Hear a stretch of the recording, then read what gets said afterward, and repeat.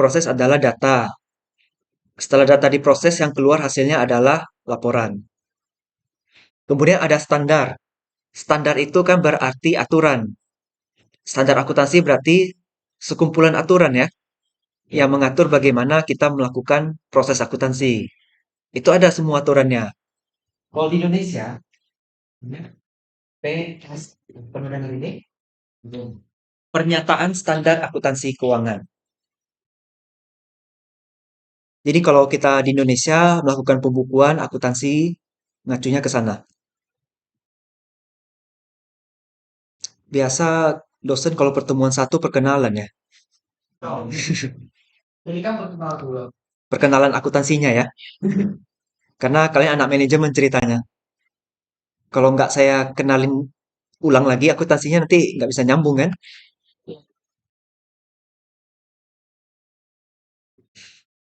Jadi udah tahu ya akuntansi itu apa sama standar itu apa ya. Lanjut slide berikutnya. Lingkungan pelaporan keuangan. Ini mencakup seluruh proses terlibat dalam laporan keuangan mulai dari pengumpulan data hingga penerbitan. Ada yang masih ingat siklus akuntansi mulai dari apa? Lupa. Ada yang nganggur. Saya kasih clue-nya satu lah, mulai dari transaksi. Transaksi itu diapakan? Diapakan transaksi itu? Jur? Jurnal. Setelah di jurnal, jurnal bebas mau jurnal umum, jurnal khusus, jurnal pembantu. Posting kemana? Buku besar. Setelah dapat buku, kita posting buku besar dapat saldo kan? Saldonya kita pindah ke neraca saldo. Terus kita kasih penyesuaian kan? Akibatnya neraca saldo setelah penyesuaian. Setelah penyesuaian kita apakan? Laporan keuangan. Belum. Belum. Kita setelah buku kecil ya neraca saldo setelah penyesuaian sebelum ke laporan keuangan kita apakan dulu? Neraca saldo itu proses ininya trial balance namanya. Yang ada ini kan debit, kredit, debit kredit ini yang penyesuaian. Ini yang neraca saldo setelah penyesuaian. Nah, dari sini menuju laporan keuangan itu apa yang kita lakukan? Jurnal pembalik dan jurnal penutup. Pernah dengar istilah itu? Oh, itu loh, semester 1 loh itu. Ya, lebih yang dikenal zona penutup ya. Oke, oke. Setelah ditutup akun-akun laba dan akun pendapatan, akun pendapatan, akun biaya ya itu namanya akun laba ya. Setelah tutup baru angkanya dipindah ke neraca sama ke laba rugi. Itu prosesnya ya. Mulai dari transaksi sampai menjadi laporan. Nah, kalian baca di paragraf keduanya itu ada komponen pentingnya adalah pengendalian internal. Untuk memastikan laporan keuangannya itu sesuai dengan standar. Ini pekerjaannya auditor. Auditor itu adalah pemeriksaan akuntansi. Lanjut slide berikutnya. Akuntansi dan alokasi modal. Coba dibaca. Modal itu bisa nanti dialokasikan untuk investasi. Misalnya, kita mau beli gedung baru, beli mobil, beli tanah. Bisa juga untuk pembayaran kewajiban. Bayar utang dagang, bayar utang pajak, bayar utang apa gitu. Bayar beban. Bayar beban itu bisa untuk pengeluaran lainnya. Kemudian ini juga melibatkan penerapan pengendalian internal. Kita ketemu lagi nih pengendalian internal. Percuma kalau uangnya 10 miliar, 20 miliar tapi nggak bisa dikendalikan dengan baik. Yang ada malah hancur. Nggak bisa dikelola. Jadi fraud ya istilahnya ya. Korupsi salah satu cabang dari fraud. Penipuan. Ya, penipuan keuangan atau kecurangan laporan keuangan. Bisa dipahami alokasi modal? Bisa, Pak. Kaitannya dengan pengendalian internal ya. Bisa. Lanjut slide berikutnya. Tujuan pelaporan keuangan. Menyediakan informasi yang relevan dan dapat diandalkan. Dapat diandalkan ini disebut reliable. Pernah dengar istilah reliable ya? Bisa, Pak. Dapat diandalkan. Dapat dipercaya bisa. Untuk pemangku kepentingan, membuat keputusan yang tepat. Misalnya saya udah tahu nih laba perusahaan saya ada 10 miliar. Saya bisa buat keputusan 10 miliar ini mau saya apain? Saya belanja modal, saya beli persediaan, saya beli aset, saya bayar utang, atau saya diamin aja. Mana tahu suatu saat saya butuh pengeluaran yang besar, jadi saya ada standby cash, gitu kan? Kita bisa tahu kita punya uang yang cukup kan dari laporan keuangan, gitu ya? Paham? Paham, Pak. Informasi ini dapat berupa laporan keuangan, arus kas, laba rugi, dan lainnya ya. Kita ada 5 laporan. Apa aja 5 itu? Neraca, laba rugi, arus kas, perubahan perubahan modal, catatan atas laporan keuangan. Yang kelima ini memang agak jarang diketahui. Tapi kalau kita baca laporan keuangan di Bursa Efek, perusahaan-perusahaan yang terdaftar di sana, laporan keuangannya 5 jenis itu yang mereka pakai. Slide berikutnya, kebutuhan untuk mengembangkan standar. Kenapa ya kita perlu untuk mengembangkan standar akuntansi ini? Ada yang bisa memberikan pendapat?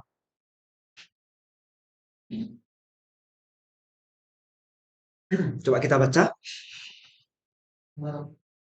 Berbeda antar perusahaan dan jenis usahanya ya. Jasa dagang manufaktur kan beda ya pelaporannya. Tidak. Ya. Di jasa tidak ada penjualan. Adanya apa kalau di jasa? Pendapatan. Pendapatan jasa atau pendapatan apa gitu ya. Jadi jasa nggak ada penjualan. Kalau di dagang tidak ada yang namanya harga pokok produksi. Karena kan dagang hanya membeli terus dia jual.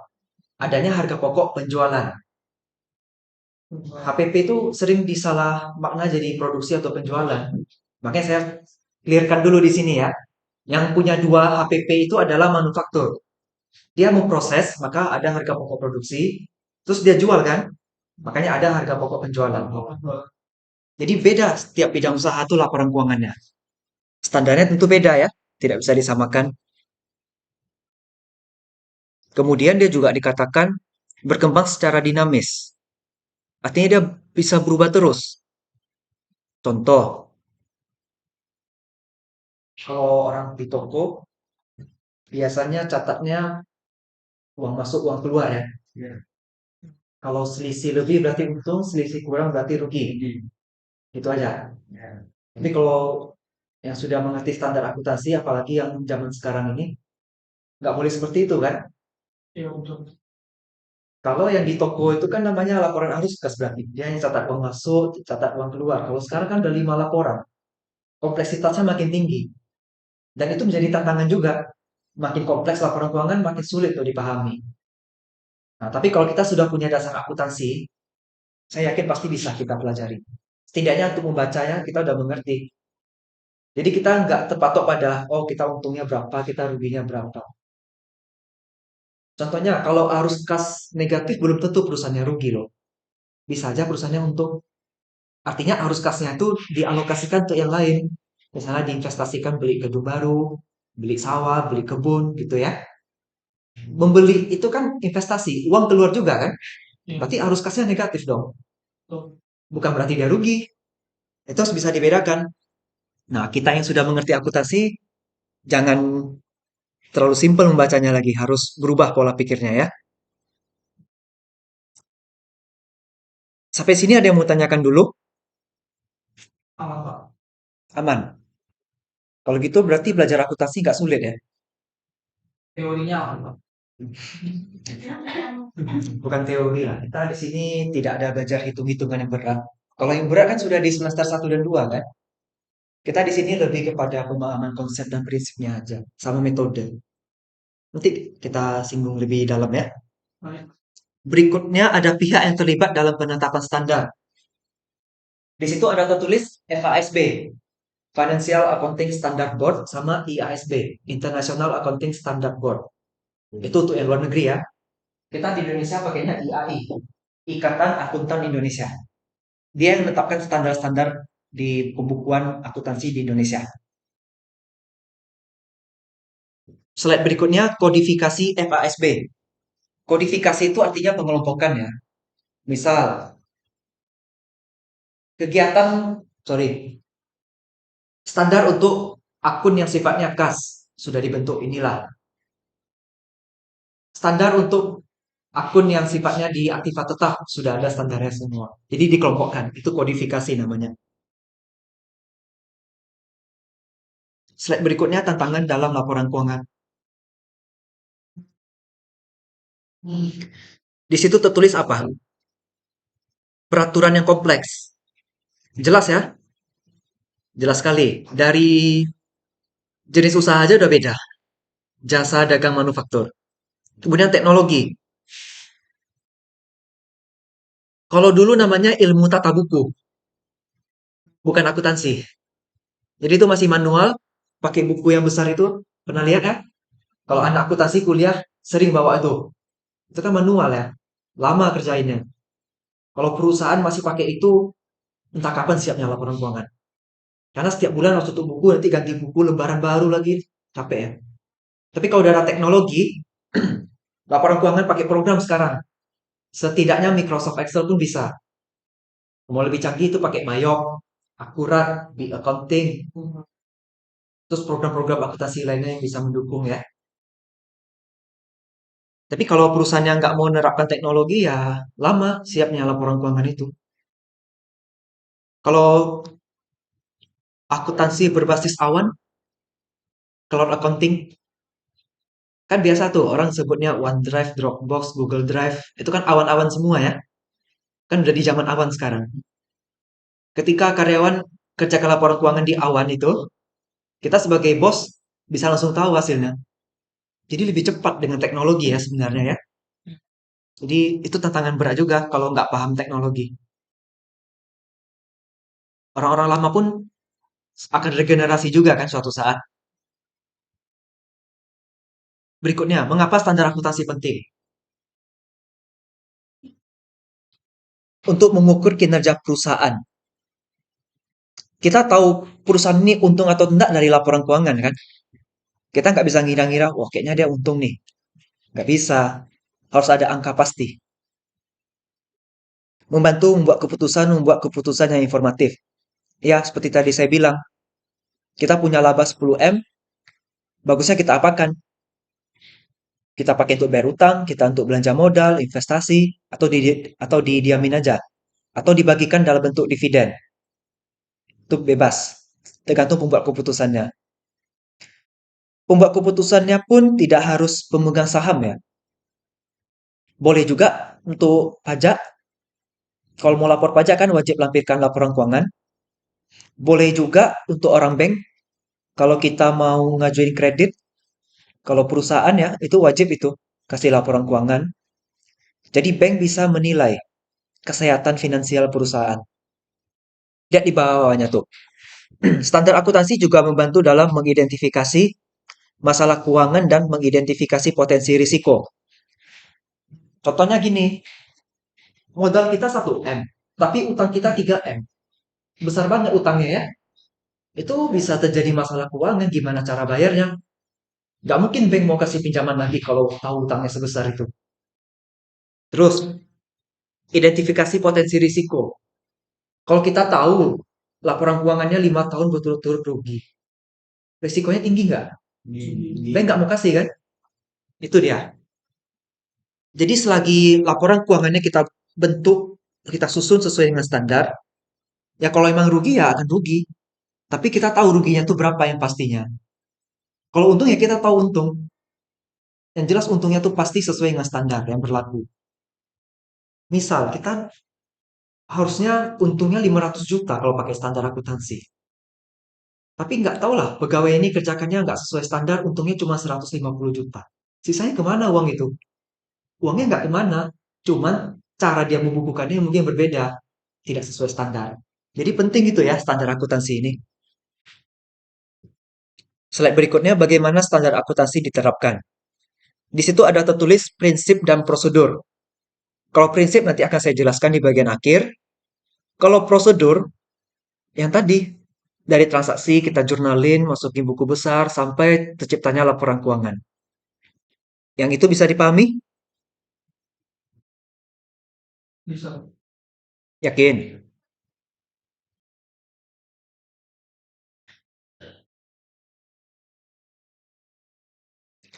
Slide berikutnya, bagaimana standar akuntansi berubah?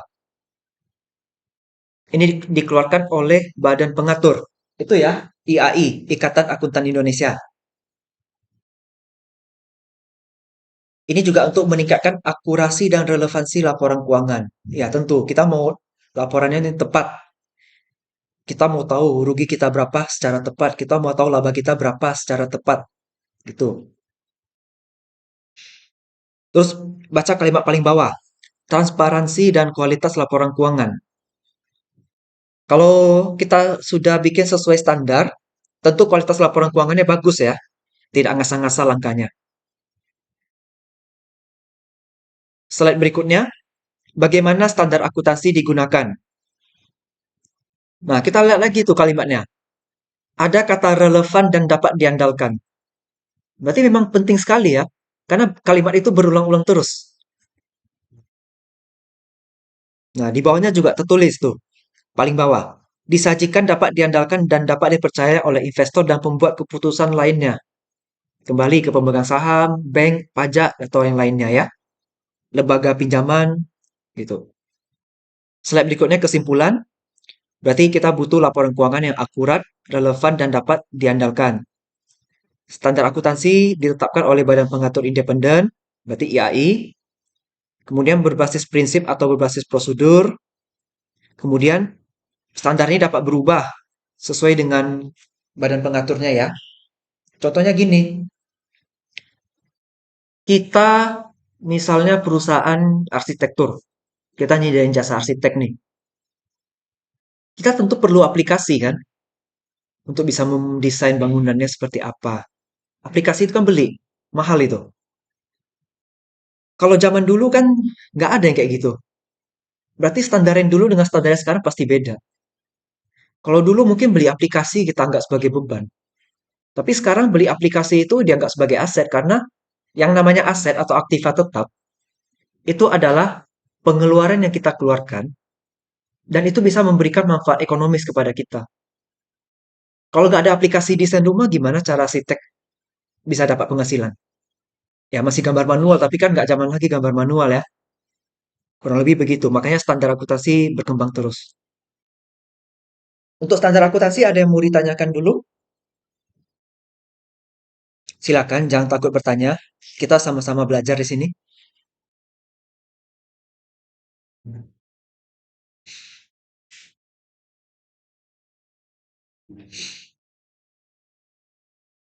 Masa nggak ada yang nanya sih? Ya, Pak, eh, saya ingin bertanya standar akuntansi ini terakhir kali diupdate itu ada maksudnya kayak ada ini lah Pak. Terakhir kali ada perubahan dalam standar akuntansi yang diatur oleh IA. Banyak perubahannya itu. Saya pun nggak hafal. Banyak sekali. Banyak. Jadi kita tuh sebenarnya pakainya PSAK ya. PSAK ini sebenarnya kita mengacunya dari IFRS namanya. International Financial Reporting Standard. Ini dari Amerika. Kita lakukan harmonisasi, kita penyesuaian. Kan Amerika katanya lebih jago akuntansi dari kita ya. Gitu ya. Jadi kita di sini mengikuti apa yang dilakukan oleh IFRS ini. Nah, ketika IFRS ada sedikit perubahan, kita lihat kalau perubahannya itu cocok sama kita ikutin. Jadi ini yang terjadi adalah harmonisasi. Akulturasi. Bukan. Akulturasi itu penggabungan dua budaya yang meninggalkan budaya yang lama ya. Harmonisasi IFRS terhadap PSHK. Jadi ya ini dinamis, ini akan bisa berubah terus. Dan kalau dikatakan berubah, setahun berubah berapa kali saya nggak hafal juga. Karena banyak. Tapi berarti setahunnya diubah. Biasanya ada. Nah, sesuatu tak apa yang diubah ada. Bisa, salah satu pasalnya diubah pun bisa. Dulu saya ingat kali itu PSAK nomor 69. Ini terjadi pada tahun 2015. peralihan ke 2016. Ini tentang aset biologis. Jadi ketika perusahaan perkebunan beli bibit tanaman, beli pupuk, nyiramin air, logikanya itu kan kalau orang dulu pasti akan jadikan sebagai beban ya. Rupanya tidak boleh. Ini kan aset biologis. Ingat pengertian aset yang bisa memberikan pendapatan untuk kita kan? Manfaat ekonomis. Tanaman sawit kalau kita kasih pupuk kan bisa kasih manfaat ekonomis untuk kita. Makanya ini harus diakui sebagai aset. Nah, dicatat di dalam sini pengakuan aset biologis. Jadi kalau kita cek perusahaan perkebunan di Bursa Efek periode ini semuanya melakukan penyesuaian ulang, penyajian kembali laporan keuangan. Ya, karena PSK ini. Ya, yang stresnya kan auditor ya. Auditornya yang kerja. Itu ada perubahan yang lumayan signifikan terhadap suatu perusahaan berarti menstreskan auditor. Harusnya ya, Tambah aja ya, Bang. nambah itu. Berarti mereka audit ulang itu. Itulah, makanya orang bilang kalau kerja jadi akuntan sakit kepala gitu. Saya juga akuntan sih.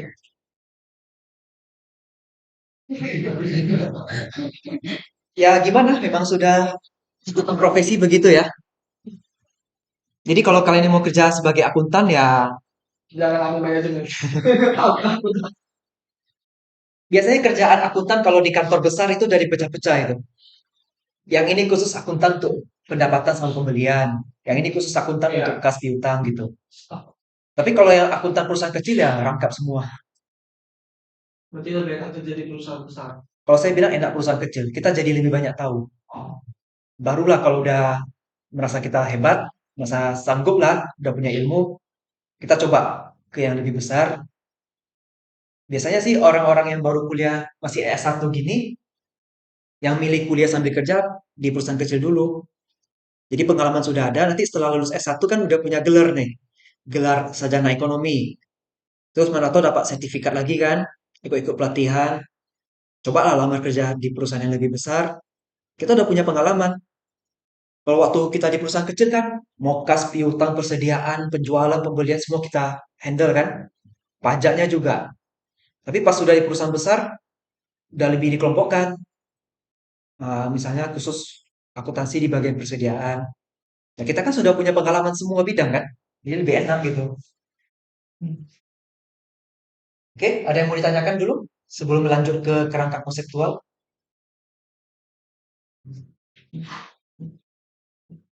Nggak ada. Oke, kerangka konseptual ini di slide berikutnya ya. Ini yang mendasari pelaporan keuangan untuk mengembangkan standar akuntansi yang diterapkan. Slide berikutnya tantangan laporan keuangan. Nah, di sini ada tulis nih. Salah satu tantangannya adalah perubahan teknologi dan pasar. Ya, kalau kita nggak ngikutin teknologi, kita mau pakai sistem pencatatan buku manual di buku besar itu, ya laporan keuangannya sebulan sekali pun belum tentu bisa selesai. Nah, tapi dengan teknologi, kita cukup input, kita klik, kita save, kita generate laporan keuangan selesai. Lebih simple dan lebih cepat. Kalau nggak menerapkan teknologi ya lama jadinya. Kemudian, kesulitan identifikasi dan menilai aset. Harga rumah 20 tahun lalu mungkin harganya 20 sampai 30 juta. Tapi sekarang mana ada lagi? Sekarang paling tidak udah 800 sampai 900 juta untuk yang 20 tahun lalu punya harganya. Di laporan keuangan, masa ya sih harga rumah tetap kita tulis 20 juta? Nggak masuk akal. Kan sudah nggak reliable lagi itu. Udah nggak relevan angkanya. Makanya itu ada penilaian aset dengan nilai wajar. Itu nanti akan kita pelajari juga ya. Kemudian peningkatan kompleksitas laporan keuangan. Ya, dulu hanya sekedar catat debit kredit selesai, sekarang jadi 5 laporan keuangan, makin kompleks dan makin sulit untuk dibuat. Tapi dengan ada teknologi, lebih cepat kerjakannya. Hmm. Kemudian, slide berikutnya ada 10 prinsip akuntansi. Nah, 10 prinsip akuntansi ini ada entitas sampai objektivitas. Nah, di sini, oke, ini saya WA aja lah ya dulu ya. 10 prinsipnya saya WA sekaligus dengan definisinya ya. Biar kalian ketika saya jelasin bisa langsung baca. Ini Kalau nggak ada proyektor agak sulit memang. Slide paling terakhir itu. Sejauh ini masih bisa dipahami akuntansinya. Bisa. Berarti nggak sulit ya akuntansi? Itu. Tidak sulit kalau dosennya tepat gitu.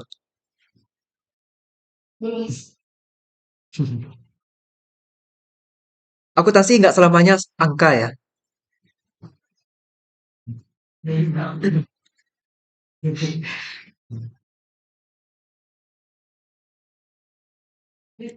Coba, udah masuk belum?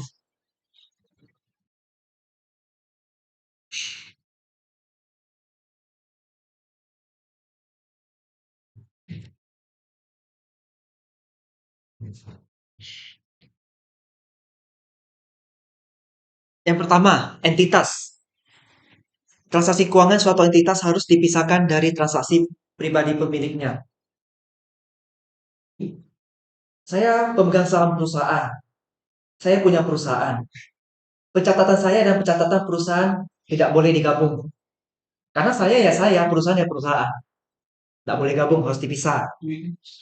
Mm-mm. Pencatatan pembukuannya bisa semua. Yang kedua, contohnya, saya punya dua perusahaan, A sama B, dua-duanya punya saya. A ya A, B ya B. Jangan digabung juga pencatatannya, karena jelas-jelas itu perusahaan yang berbeda. Contoh yang ketiga, saya punya perusahaan induk, perusahaan induk ini punya anak perusahaan. Sering ya seperti itu. Iya. Contoh Salim Group punya Indofood. Itu pencatatannya pun harus dipisah, baik induk maupun anaknya. Kalau mau digabung itu namanya konsolidasi laporan keuangan. Konsolidasi, tapi itu pembahasannya yang lain. Itu Ya, advance accounting itu. dibahas. Udah masuk? Terus cuma bahas dikit aja konsolidasi. Oh ya, dosennya siapa? Heli Arza. Oh, Heli Arza Siregar. Ya, Ya, ibu tuh jago sih. dia masuk advance dulu, baru besoknya masuk intermediate. Nah kan, salah kan? Maksudnya advance-nya semester depan. Ini pun jawabannya sudah salah. Nah, itulah. Salah. Hmm. Itulah kampus merdeka ya. Ya kalian Ini jajan tuh. cepat aja lah kalian merdeka ya, 3,5 tahun. Oke, konsolidasi berarti itu hal yang berbeda ya, jangan dibahas di sini. Itu di advance bahasnya. Oke, yang kedua pengukuran uang. Apapun itu di akuntansi harus bisa diukur menggunakan uang. Mau satuan rupiah, dolar, atau apapun itu terserah. Yang jelas nanti di laporan keuangannya dalam satu satuan mata uang ya. Yang ketiga, keberlangsungan usaha. Nggak ada yang namanya bisnis 5 tahun kemudian saya mau berhenti. Kita maunya seumur hidup ya. Kita wariskan kepada anak kita, cucu kita, dan seterusnya. Yang keempat, prinsip biaya. Aset dicatat pada biaya historisnya, yaitu pada jumlah yang dibayarkan. Contoh saya beli rumah harga 700. Udah jelas nih jadi aset langsung ya. Ya. Debitnya aktiva tetap bangunan, kreditnya mau bayar lewat utang, bayar lewat cash atau lewat bank terserah. Yang penting debitnya adalah aktiva tetap bangunan rumah. Tapi rumah ini rupanya nggak layak dipakai. Saya harus renovasi dulu. Keluarlah biaya renovasi. Katakanlah 50 juta. Setelah saya biaya renovasi 50 juta, barulah rumahnya layak pakai. Pertanyaannya, berapa ya nilai aset yang harus saya catat? Nilai aset. Nilai aset yang harus saya catat. Oh, nilai aset.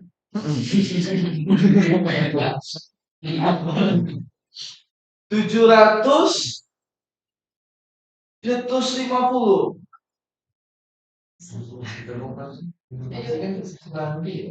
Coba baca prinsip yang nomor 4 itu.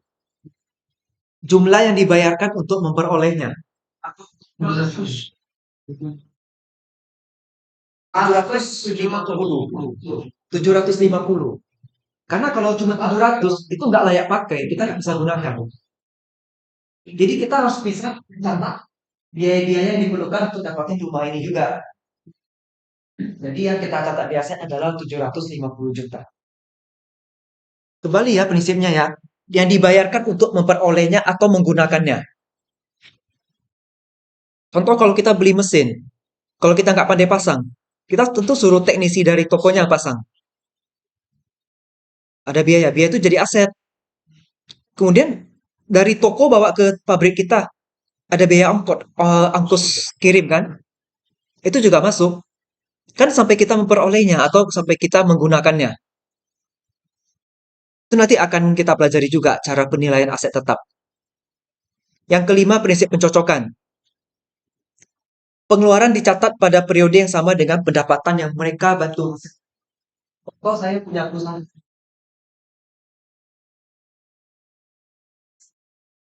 Omset saya kebetulan ini di bulan Januari 2023. Perusahaan ekspedisi, berarti saya harus bayar gaji supir ya. Beban gaji.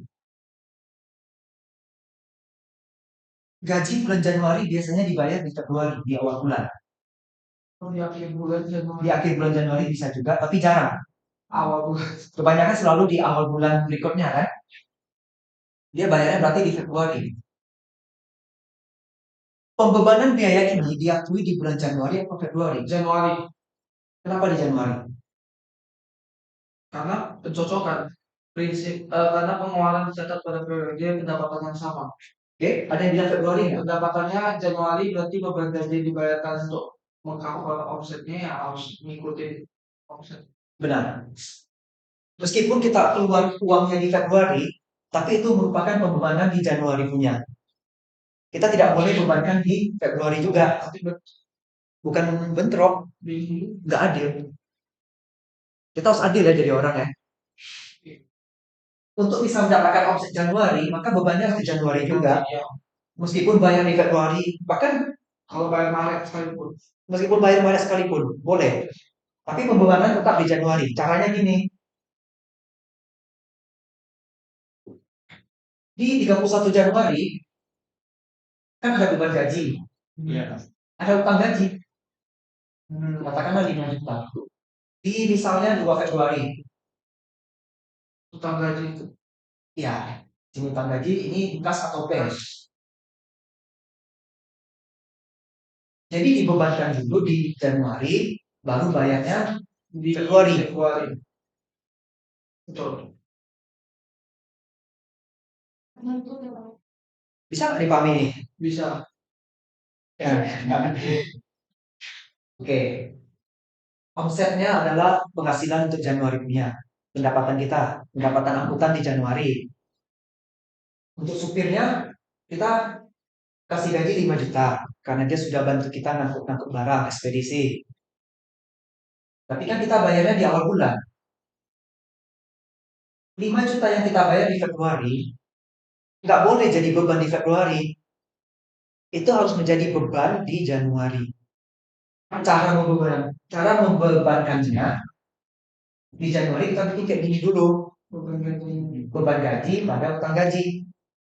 Jadi kasusnya nanti di Februari kita keluar uang, itu bukan untuk bayar beban, tapi untuk bayar utang. Karena bebannya sudah kita bebankan di Januari. Bisa dipahami? Atau ada yang belum? Beda. Beda. Beban gaji itu arahnya ke laporan di gaji itu nanti ke arah neraca bagian liabilitas. Beban gaji itu lebih ke sementara. Maksudnya sebentar juga. Ini di akuntansi dasar 1 ini loh.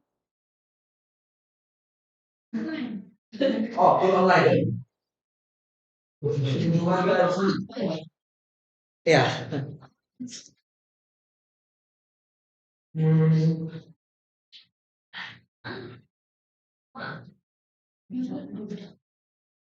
Sekarang gini kalau saya tanya, pantas nggak kalau beban gajinya dibebankan di Februari untuk omset Januari? Enggak kan? Berarti harus dibebankan di Januari juga. Kalau itu udah mengerti. Sudah mengerti ya? Kalau ini kan caranya. Supaya di bulan Januari laporan laba ruginya ada biaya gaji, kita kan tidak boleh bikin biaya gaji sama kas. Kan kasnya kan keluarnya di Februari. Kita butuh satu akun yang membantu untuk jadi tempat istilahnya tempat parkir sementara. Iya. Kita butuh tempat parkir sementara untuk masukin sesuatu supaya bisa keluar cardnya di bulan Februari. Akunnya utang. Ya, namanya utang gaji. Utang gaji karyawan. Soalnya kalau kita langsung bikin card di sini, Nggak match. tidak cocok karena tidak sesuai dengan bukti. Bukti uang keluarnya kan di Februari. Betul. Bukti keluar uangnya bukan di Januari. Betul. Oh, berarti itu di Februarinya bayar utang gajinya sesuai dengan utang. Sesuai dengan yang kita cadangkan dulu di Januari. Itu yang Januari masih dicatat ada. Kita catat, kita bebankan dulu, tapi belum dibayar. Karena belum dibayar, makanya kita sebut utang gaji. Itu bahasanya. Ini udah bahasa paling sederhana yang bisa saya buat. Iya. Maksudnya kan beban gaji memang wajib bayar. Beban gaji itu konek ke kas, tapi kan di tanggal Januari dia bikin kasnya berkurang. Sedangkan berkurangnya kan Februari. Jadi dia bikin akun bahasanya yang ada. Ya, Alex. Di depan. Ada yang masih bingung? Oh, itu lah, bro. Tenang, kita tidak hitung-hitungan seperti ini kok. Terus salah. Semua kayak nenek-nenek. Semua. Ini kan harusnya di dosen akuntansi dasar 1 ini. Oh, ini tahu siapa yang salah.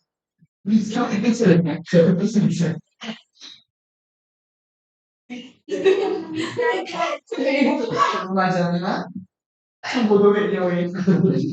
Karena gini, ngajar akuntansi ke orang akuntansi dengan ngajar akuntansi ke orang manajemen harus berbeda caranya. Karena orang manajemen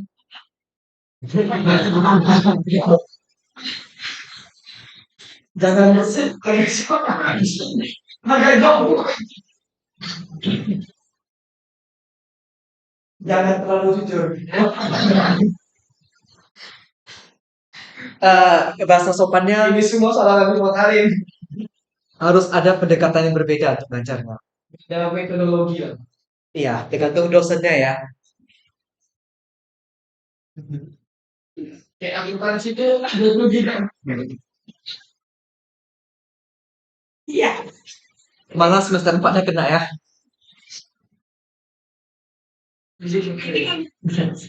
Demo kita. Iya kan?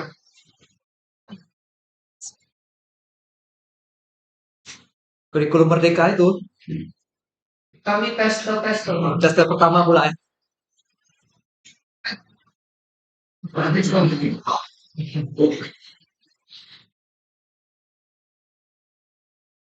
Sebenarnya ini pun baru pertama kali saya ngajar. Kalau boleh jujur. Tapi kalian ngerti nggak saya? Nanti kamu kok biasanya ngajar apa? Statistik. Bisnis bisnis ya. Iya. Oh, sama yang belajar TNP kami itu ya.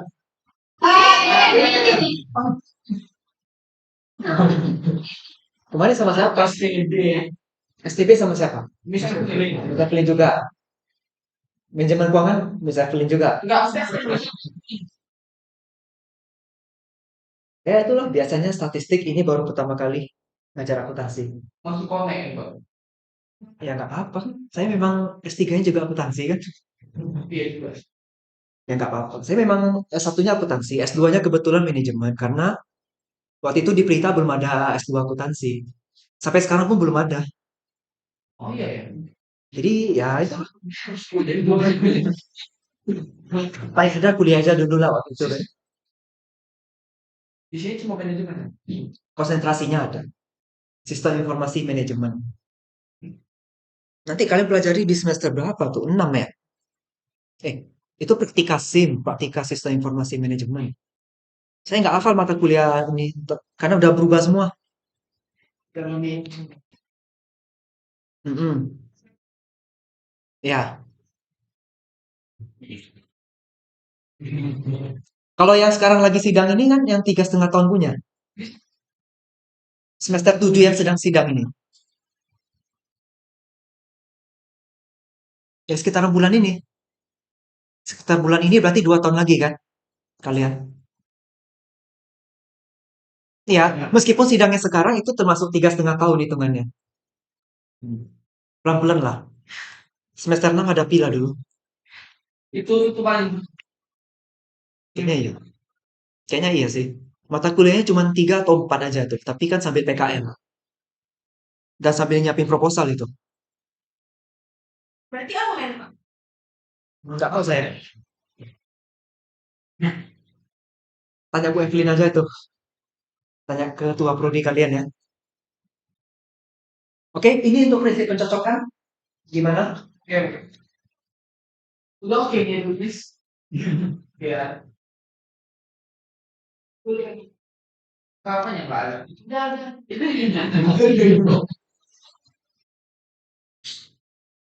Oke, berikutnya ada prinsip pengungkapan penuh. Informasi material harus diungkapkan kepada pengguna. Kalau kita bicara nomor 6 tentang material, itu yang nomor 8 juga materialitas ya. Jadi yang maksudnya material itu adalah suatu informasi ketika kalau kita baca, itu akan berdampak besar dan bisa membuat kita merubah pikiran. Contoh, kita punya utang 10 miliar, tapi kita nggak sebut 10 miliar itu untuk apa aja. Jadi hanya tertulis utang 10 M. Kita sebagai pembaca, sebagai orang luar, ada apa nih perusahaan kok bisa ngutangnya sampai 10 miliar ya? Padahal modalnya cuma 1 miliar. Kan jauh sekali. Gimana cara bayarnya? Tapi kalau ada penjelasan, rupanya 10 miliar ini untuk ini, untuk itu. Oh, kosnya masih oke lah, gitu kan? Karena itu namanya material, angka yang sifatnya sangat besar dan mempengaruhi pengguna untuk mengubah pikirannya.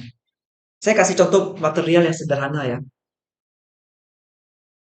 Seorang anak kos yang merantau, dia pergi ATM tarik uang kiriman orang tuanya 1 juta rupiah. Lalu kena jambret. Kasihan ya. Kasih. Kasihan kali malah. Itu mungkin uang makan 2 minggu itu. Sebulan. Kita bandingkan dengan bos BCA. Tarik uang 1 juta juga. Dan dia kena jambret. Mana yang paling dampak besar pada hidupnya? Si anak kos atau bos BCA? Anak kos ya. Karena 1 juta bagi dia sangat besar, sangat berarti. Kalau bagi bos BCA tuh mungkin gaji setengah harinya udah segitulah. Nah, bisa jadi. Jadi kehilangan 1 juta bagi orang bos BCA nggak berarti ya. Berarti itu tidak material. Tapi bagi anak kos, material sekali. Karena bisa menghancurkan hidup dia mungkin tuh.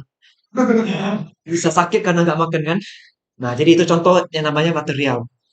Signifikan sekali dampaknya. Oke, nomor 7 konservatisme. Kita menghasilkan lebih sedikit laba atau lebih sedikit nilai aset yang kita pilih. Contohnya gini.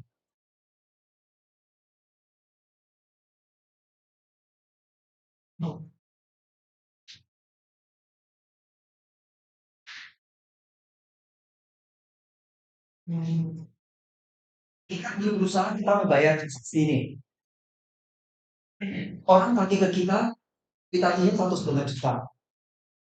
Entah kenapa saya nggak tahu apa yang terjadi ya. Setelah dicek uang kas yang keluar cuma 1,4 juta. Ini entah salah di kasir kita atau salah di pihak penagihnya. Nggak tahu. Kita nggak tahu ini atau apa. Biasa kalau cewek kan.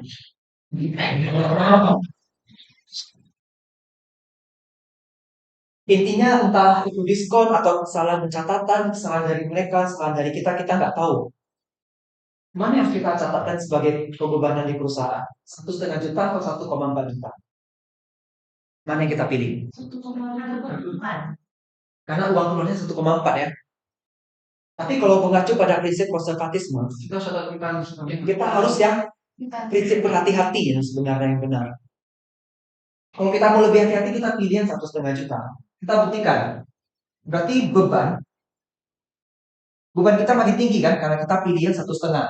Iya. Kalau beban tinggi, akibatnya laba kita gimana? Turun. Turun. Kalau laba turun, akibatnya aset kita juga akan turun. Akan turun. Coba baca kalimat terakhir di prinsip konservatisme. Lebih sedikit laba bersih atau lebih sedikit nilai asetnya. Betul kan? Contoh kedua, kita jual barang. Kita buka faktur 2 juta. Entah kenapa apa yang terjadi, kita terima kasnya malah 2,1 juta. Mana yang harus kita pilih sebagai pendapatan kita? 2 juta atau 2,1 juta? 2,1 karena uangnya lebih banyak. Tapi kalau mengacu konservatisme enggak. Di bawah. Lebih sedikit. Jadi gini, saya sederhanakan aja ya. Ketika kita pilih penjualan yang lebih rendah, akibatnya laba kita gimana? Turun dong. Kalau laba turun, aset turun. Ini namanya konservatisme.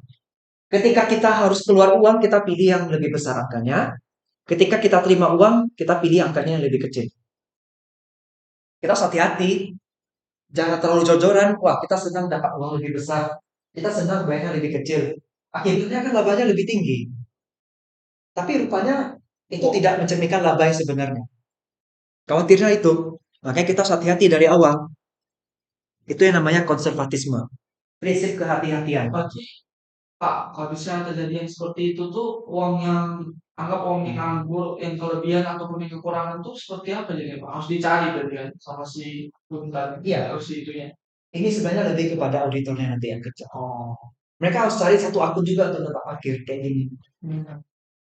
Entah selisih pembayaran lah atau apa gitu akunnya. Berarti kena sama? Enggak juga. Karena ketika kita keluar uang 1,4 juta tadi, tapi kwitansinya 1,5, mana yang harus kita pilih? Nah, itu nanti pertimbangannya oleh auditor. Akuntan dengan auditor itu berbeda ya. Bisa dipahami untuk konservatisme ini? Bisa. Bisa lah. Kalau bisa berarti akuntansi nggak sulit ya. Kok pikirnya akuntansi sulit terus ya? Iya.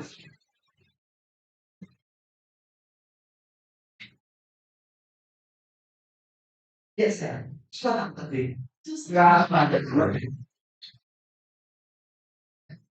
Kita nggak terlalu banyak angka kok sini. Kita yang penting metode prinsip.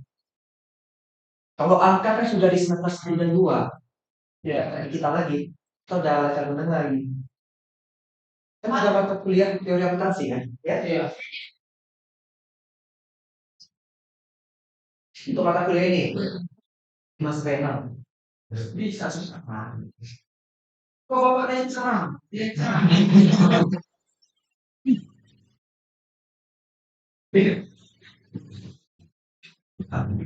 Jauh sih. Itu sih yang jauh banget.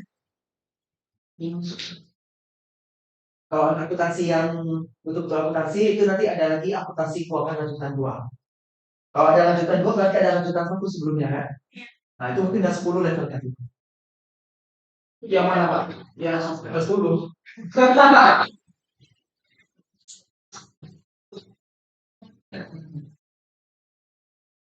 Di lanjutan 1. Apa lanjutan 2? Kita kan di parah belajar akuntansinya kan? Kita di sini happy-happy aja lah belajarnya. Gak usah tegang. Yang penting paham konsepnya mana harus kita pilih. Kayak gini, pembebanan harus di Januari kan? Ya Pak. Nah, kalau cara ininya ya nggak usah kita pikirkan tuh, biar orang mereka aja pikir.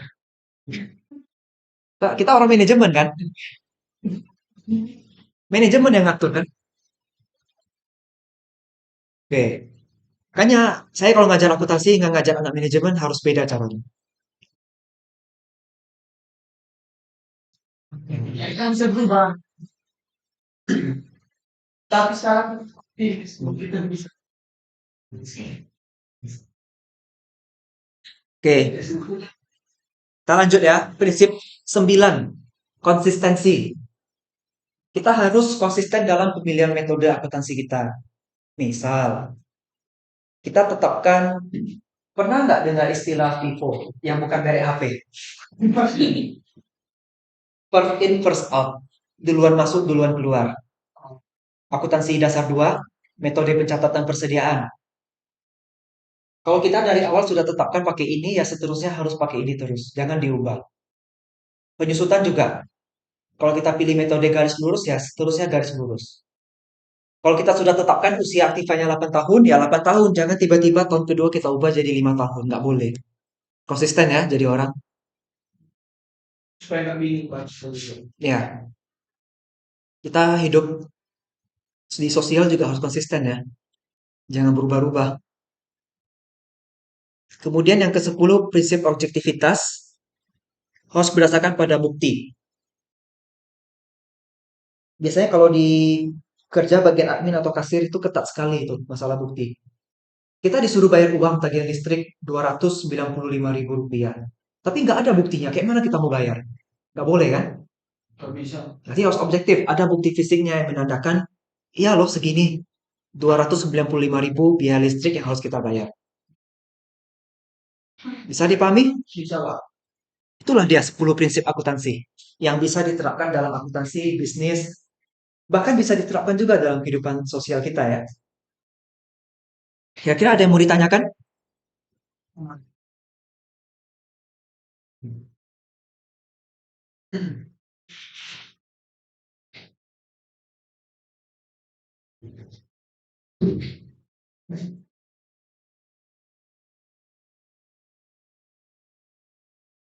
Silakan bertanya kalau masih ada yang bingung. Sama-sama belajar kita. Ya.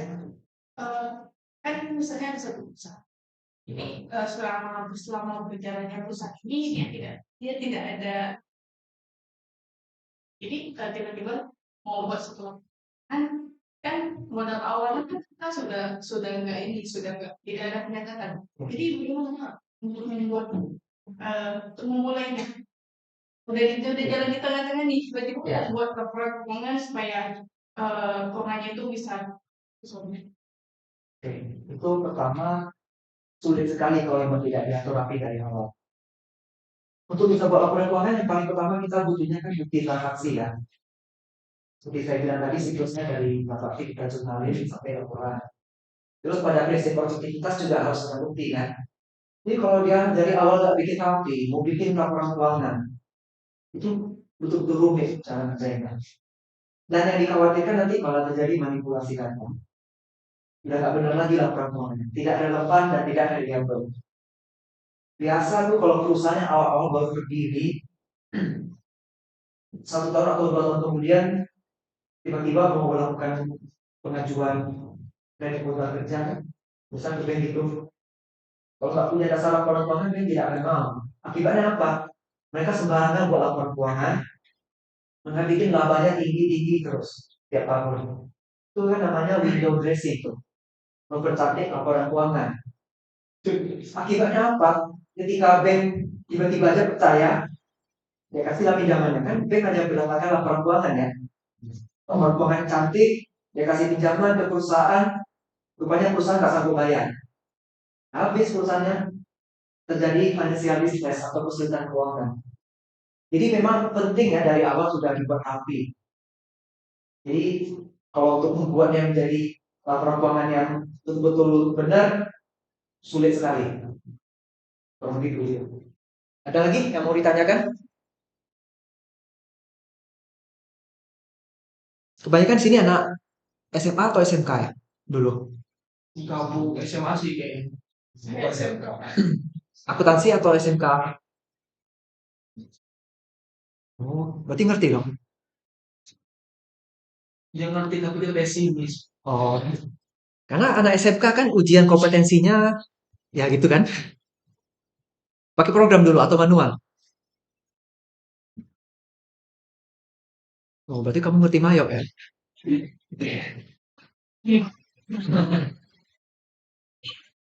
Dia dari dosen gitu. Ya. Mm-mm. Di malam. Mayop itu program akuntansi dari Australia itu. Gak ada yang mau nanya nih.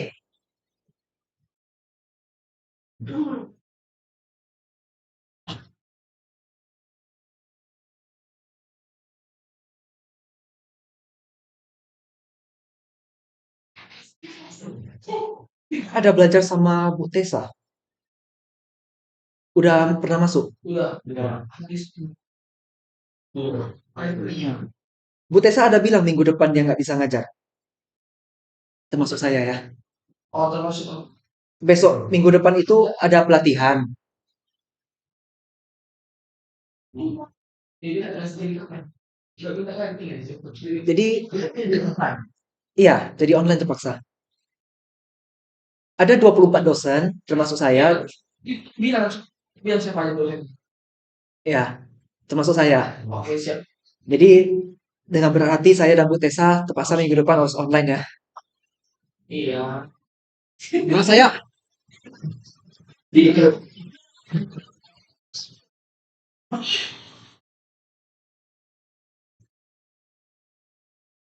Iya. Ya, jadi terpaksa harus online sama saya ya minggu depan. Gak apa-apa ya. yang satu gimana? Ini sabar.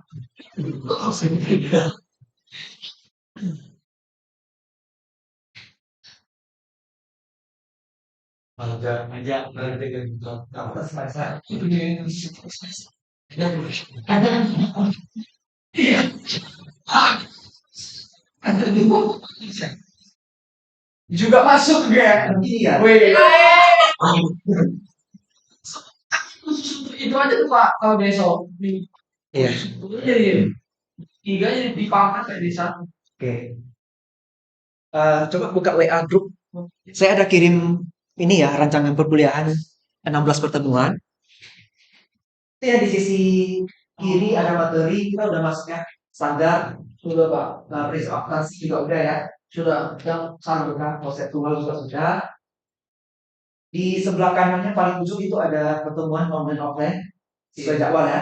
Iya. Cuman yang pertemuan gua jadi online. Sip. Sebenarnya online offline nggak masalah, yang penting kita tetap belajar kan.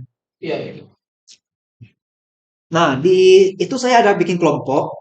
Nah, jadi rencana saya begini. Ya, Oh, online.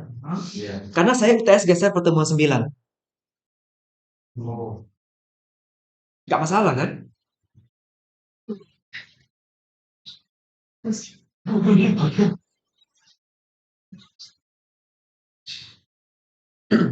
Nah, saya rencana kalau kita kuliah ini nanti kita bagi 6 kelompok nih.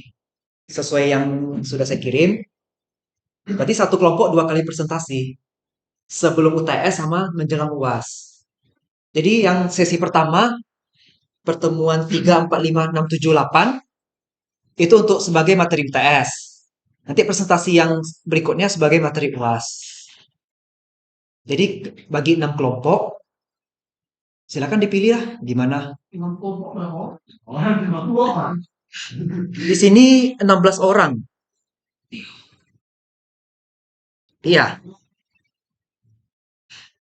Ini gimana sih?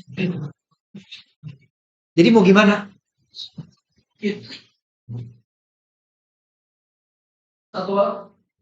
Soalnya kalau cuma 2 atau 3 orang nanti yang kerja sama nggak kerja nampak kali bedanya ya.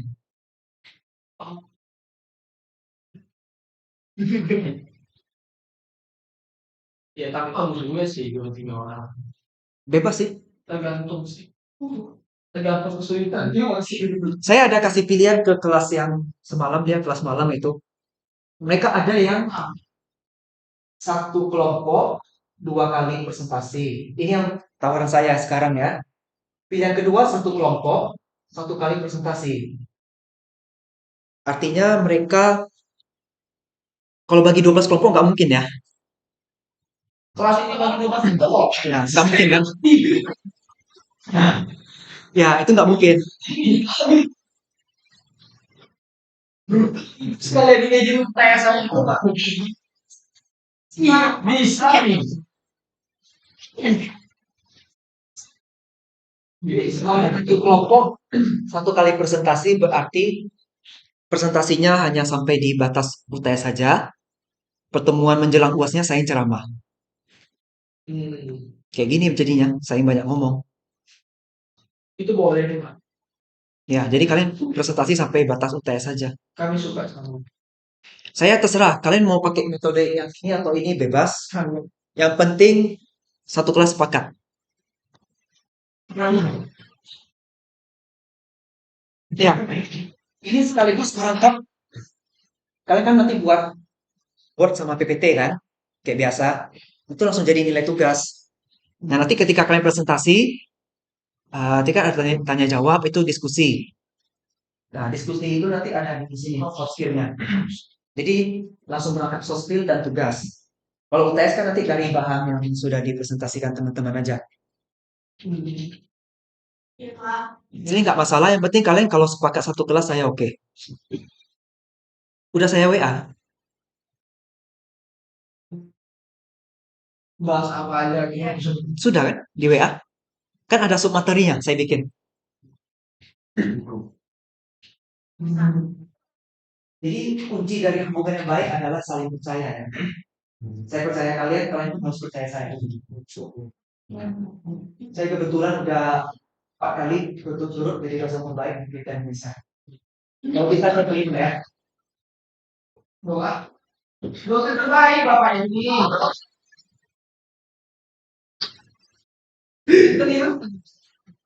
kalau bisa ini yang kelima semester ini. Banyak yang dapat Ya, orang. saya terus yang borong masalahnya. Karena saya ini memberikan kesempatan kepada mahasiswa untuk negosiasi tugas. Seperti ini. Kalau kalian tidak mau pakai tugas pun boleh, asalkan sepakat satu kelas. Tapi dia itu enggak. Kalau kalian nggak mau pakai ini ya berarti kan tugasnya harus saya ganti dengan tugas yang lain kan. Lebih enak ini kan. Ya, kalian harus percaya saya.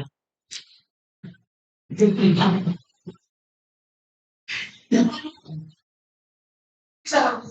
Ya, makanya kunci hubungan yang baik adalah kepercayaan kan. Dan jangan berdusta.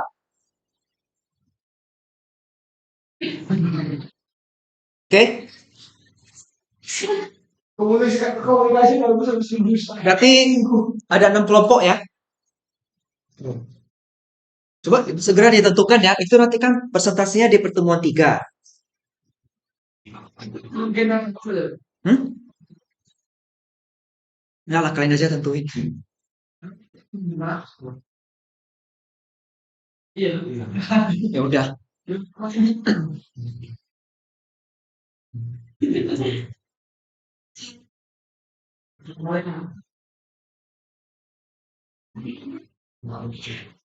Iya, sistem mengatur itu maksudnya ini kalian. Keluar saya mungkin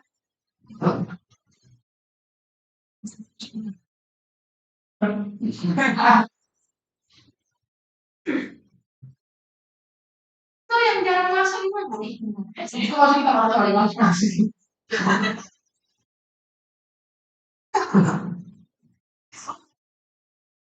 Ini di sini ada kan? Iya, iya, iya, ada.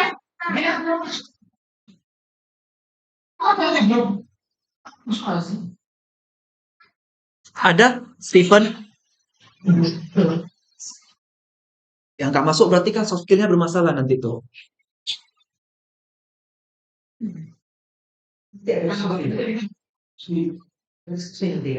Bukan. Nanti yang kalau kelompok 1 yang presentasi, nanti kelompok 2 sampai 6 wajib kasih pertanyaan minimal 1. Jadi kan ganti-gantian kan? Jadi pasti ada kesempatan.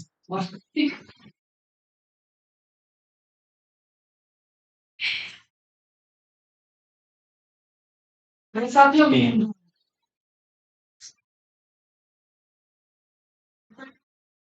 Enggak. Ya udah, berarti nanti pas nilai presentasi sama tugasnya ya nggak akan terlalu bagus lah ya. Harus adil kan kasih nilainya.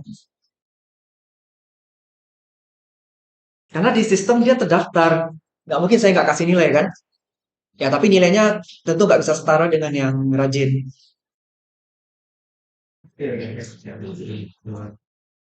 Jadi di pertemuan 3 kan itu online ya. Sama dulu ini.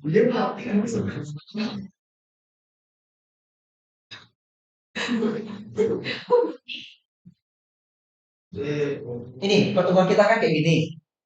Ini kan terpaksa jadi online ya. Ya. Berarti pertemuan 3 kita presentasi kelompok 1. Ya. Tapi karena online pakai Zoom kan agak susah ya. Masalah kuota, masalah sinyal. Belum lagi kalau hujan. Nanti bermasalah nih. Jadi saya solusinya di pertemuan 3 kelompok 1 dan kelompok 2 sudah harus kumpul bahan Word sama PPT. Nanti presentasinya berbarengan di pertemuan 4. Oh. Ini juga nanti sama kayak gitu ya. Nah, saya tidak mau lepas semuanya kalian yang presentasi. Itu tadi dia. Dia. Oh. Ada Pak Steven itu. Ada. Dia Pak. Berarti dia belum klik join tuh. Yang satu saya itu lagi. Terus ini cuma bagaimana? Oke. Ini pasnya ya. Ini nanti kelompok 1 2 yang di sini kelompok 5 6, di sini kelompok 7 8 sudah harus kumpul bahan. Baru minggu depannya presentasi 2 kelompok sekaligus. Tapi saya tidak mau kalian semua yang presentasi. Dalam arti kalian yang presentasi saya nggak ngajar gitu. Jadi saya nganggur, saya nggak mau. Saya tetap akan bantu ngajar. Ketika penjelasan kalian ada yang kurang, saya akan lengkapi. Atau ada subbagian yang tidak kalian jelaskan, nanti saya yang lengkapi. Jadi tetap ada saya yang ngajar. Nanti saya keenakan dong kalau kalian presentasi terus. Pasti Bang. Ya. Kalau untuk bahan ya di grup WA aja, karena nanti kan sekaligus jadi bahan ujian. Tapi nanti ada juga yang kirim lewat email ya. Maksudnya ketika kalian kirim ke WA, nanti kirim ke email saya juga.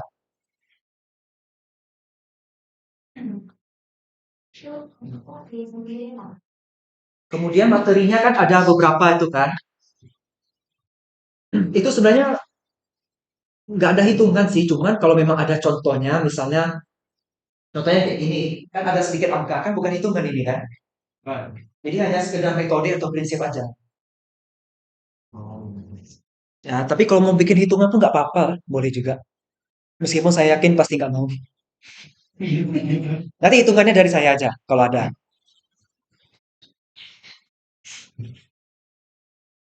Bukan cuma teori sih, tapi lebih ke penerapan sama prinsip yang kayak gini juga lah. Terus jelasinnya jangan kaku, fleksibel lah. Diusahakan Bang. Pas presentasi dikit-dikit bawa ketawa gitu, biar nggak tegang kelasnya. Kalau akuntansi itu kan terlalu tegang mereka kuliah itu.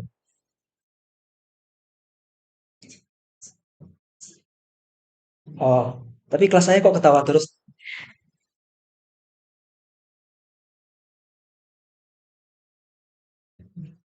Beatrice Cangnata, ada hadir? Udah. Dita Hendrawan Simamora, Erika Gracia, Eriko Yoandri, Erika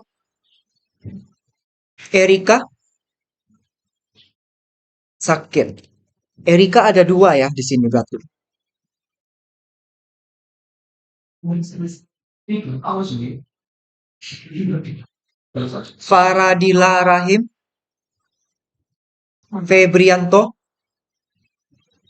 Felix, Jumadil Hidayat, Kevin Natawijaya, Marnisari, Michael, Olivia Sari, Steffi Vanessa, Stephen, yang nggak hadir ya. Wahyu, Nggak ada. ada kabar? Siapa nih? Ada yang namanya belum dipanggil? Wahyunya gitu. Oh,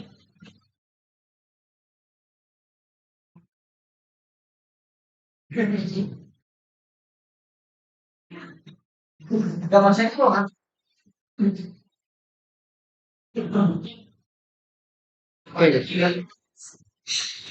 oke, dia udah WA. Oke, berarti ketua kelasnya? Oke. Biasanya kan ini, ketua kelas biasanya dapat perhatian lebih dari dosen.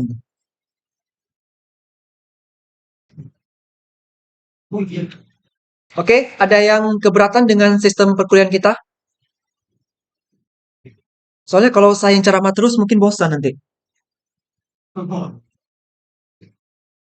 Sama maksudnya Metode kuliah itu kan ada ceramah, diskusi, bla bla bla gitu kan. Yang saya lakukan sekarang ini namanya ceramah. Ceramah atau kuliah mimbar. Jadi saya aja yang ngomong kebanyakan. Ceramah dakwah.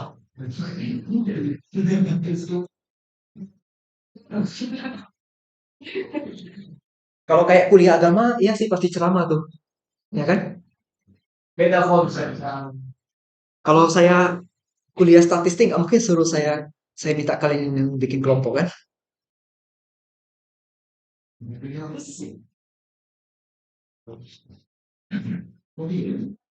Jadi ingat ya, harus saling percaya ya. Saya percaya kalian, kalian pun percaya sama saya. Kami sangat percaya sama kau. Selama ini saya megang cara gitu, dapat terus dosen terbaik. Baik di Fakultas Bisnis maupun di Fakultas Ilmu Komputer. Karena orang komputer tuh agak gimana gitu ya. Kenapa tuh, Pak? Orang programming gimana ya jelasinnya ya? Gak apa-apa kalau sudah dijelaskan. Pokoknya tiap jurusan harus beda cara ngajarnya, nggak boleh disamakan.